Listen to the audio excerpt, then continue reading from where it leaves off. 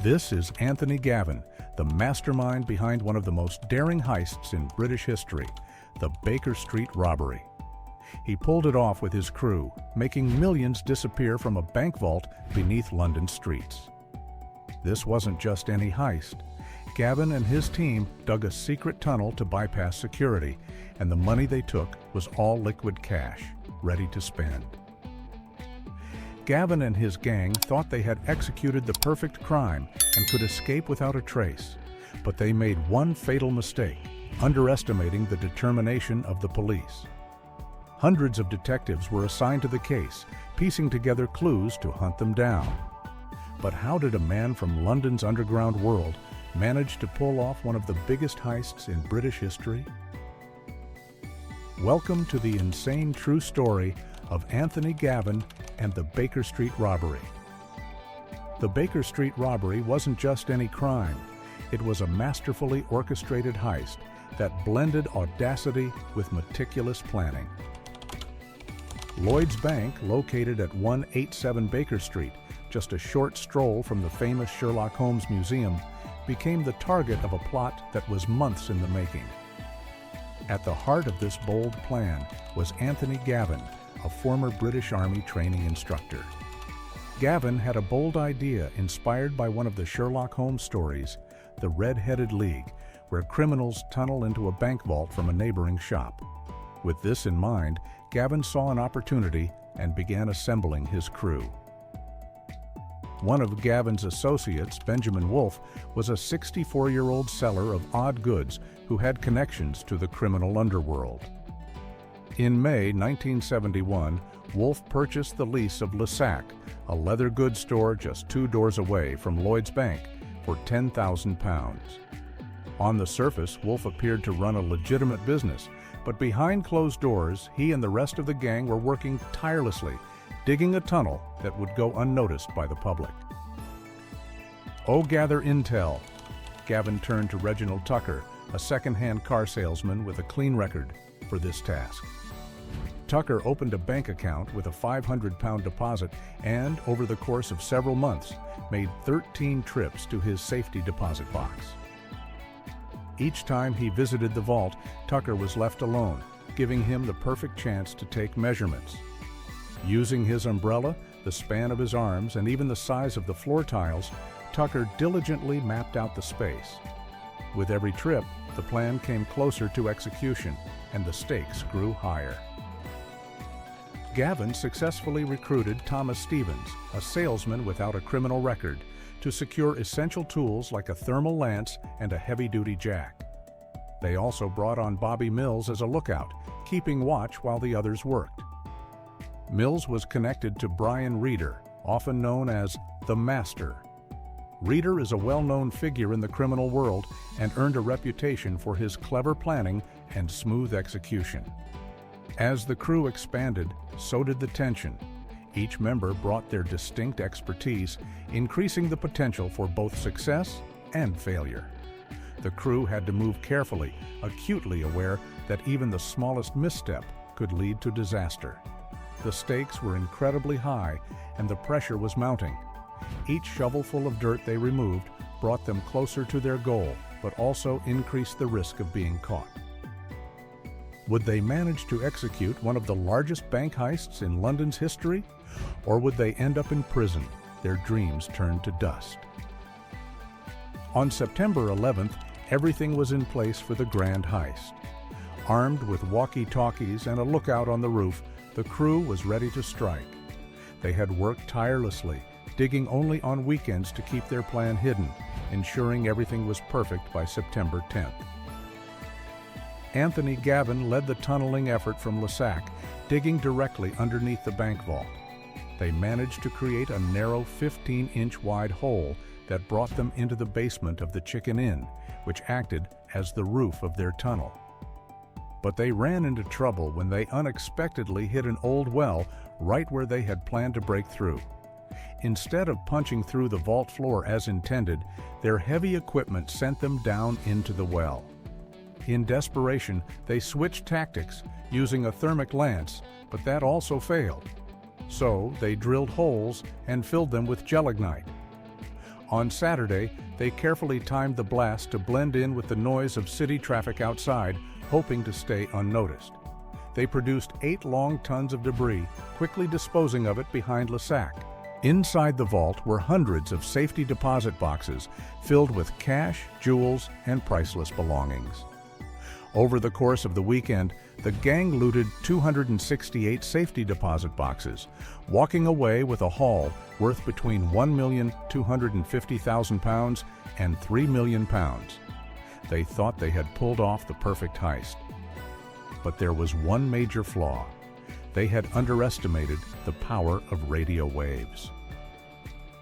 On September 11th, at around 11 p.m., Robert Rowlands, an amateur radio enthusiast living in a flat on Wimpole Street, found himself tuning into something far more serious than he had anticipated. Half a mile from Lloyd's Bank, Rowlands stumbled upon a series of walkie-talkie conversations that piqued his suspicion. Initially, he thought he was overhearing a petty cigarette shop robbery, but soon realized the situation was much more dire. By 11:30 p.m., Rowlands made the decision to call the police.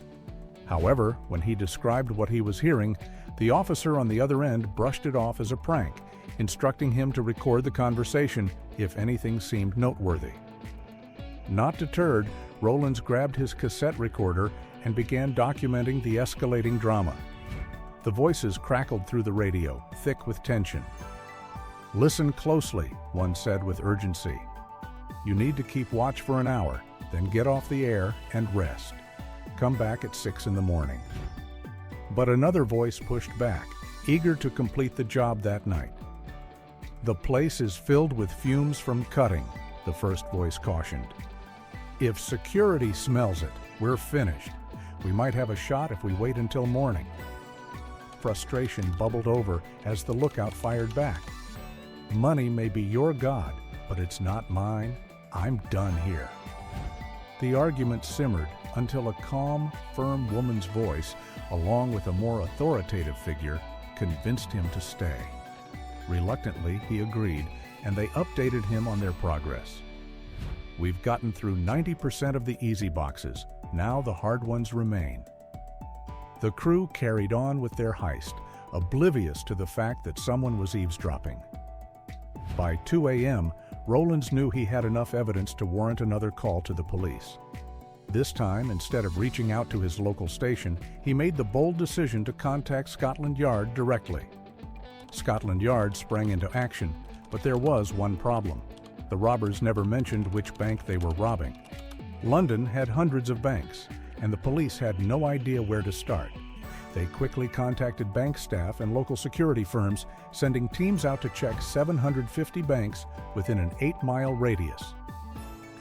By 3:30 p.m. on September 12th, officers arrived at the Baker Street branch of Lloyd's Bank to discover the extent of the robbery.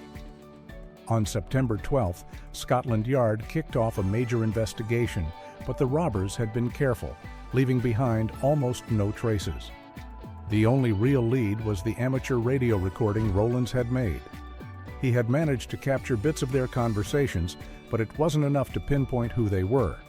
The gang had disappeared, leaving behind more questions than answers. In the days following the robbery, rumors began to circulate. The public speculated about what the gang was truly after. Was it merely cash and jewels, or something far more sensitive? The UK government moved swiftly to suppress details of the heist, imposing a media blackout to keep the story from gaining traction. In a highly unusual move, Britain's National Archives sealed most of the files related to the case for 100 years, until 2071. This level of secrecy only fueled more speculation. One theory captivated the public's imagination. Could the robbery be connected to the British government or even the royal family? Whispers suggested that compromising documents or photos were hidden inside the vault, which, if uncovered, could ignite a national scandal. Although no evidence ever surfaced to support this theory, the rumors added a layer of intrigue to an already mysterious case. Some days later, the investigation team assembled swiftly, analyzing 800 pieces of evidence. A massive force of up to 120 detectives was deployed, organized into 4 specialized teams, each focusing on different aspects of the case. Within a few days, the police identified key suspects, including Anthony Gavin and Thomas Stevens, thanks to lease documents and tips from informants. Surveillance efforts revealed a crucial connection between a newly acquired pub and Gavin, tightening the noose around the gang. As detectives followed the leads, they observed Reginald Tucker handing over a suspicious bag to 2 men, which led to their arrest and the recovery of £32,000 in stolen cash. By the conclusion of the investigation, several key players, including Wolf, Gavin, and Stevens, had been arrested, and £231,000 of the stolen loot was recovered. Despite their near-perfect heist, justice wasn't far behind. Anthony Gavin, Thomas Stevens, and Reginald Tucker faced the consequences of their crime, each receiving 12-year sentences. Wolf was given a lighter sentence of 8 years because he was in his 60s. However, not all of the stolen fortune was recovered, and some gang members vanished without a trace. Decades later, the Baker Street robbery continued to captivate imaginations. It wasn't just the audacity of the crime, it was the mystery surrounding it. What were the robbers truly after? Were they merely thieves, or did they have powerful backers? These questions linger unanswered. What we do know is that the Baker Street robbery laid the groundwork for countless heist films, books, and TV shows. It was a crime that defied expectations and ignited theories that still intrigue us today. A perfect heist, perhaps, but one with a legacy that even the robbers could not have foreseen. Thank you for joining us on this exploration of one of London's most notorious heists. If you enjoyed the story, be sure to like, subscribe, and hit the bell for more true crime mysteries.